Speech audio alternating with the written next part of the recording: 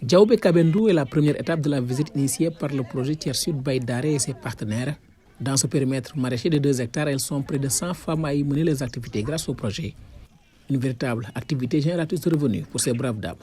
Le travail que nous faisons ici nous permet de subvenir aux besoins de nos familles.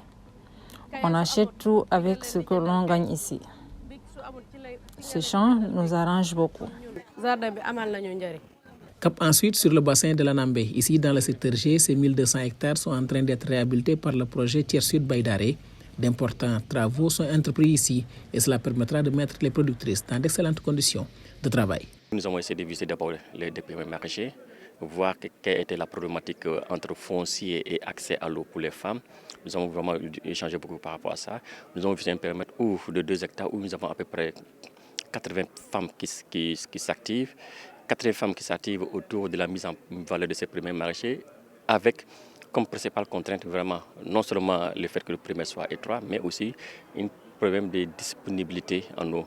Un problème que quand même le projet Tiers Sud va prendre en compte, bien évidemment, avec l'appui des différents partenaires, avec l'appui de l'AFD et de l'Union européenne dans ces zones-là.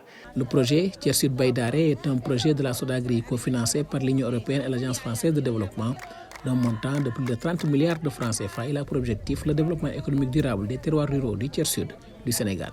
C'est un projet donc multi-institutionnel parce qu'on a 4 maîtres d'ouvrage délégués, donc la Géroute, CLM, Bamtare, donc la Sodagri.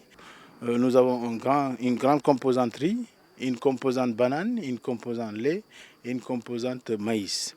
C'est l'un des projets importants qui montre l'attachement de l'Union européenne d'abord à cette région de la Casamance. Nous avons beaucoup d'activités dans différents domaines. C'est une zone tout à fait prioritaire pour nous, mais au même titre que d'autres, dans une perspective de travailler à cette priorité qui est celle du gouvernement aussi d'équité territoriale. Nous pensons qu'avec des projets, surtout avec leur dimension inclusive et participative, ils contribuent vraiment à renforcer cette équité. La délégation s'est ensuite rendue dans le département de Vélingara. Ici, s'est tenu ce forum de réflexion sur la pertinence et les modalités de prise en compte de la dimension genre dans la gouvernance foncière. Un forum qui s'aligne dans l'accompagnement des communes dans le processus de formalisation foncière.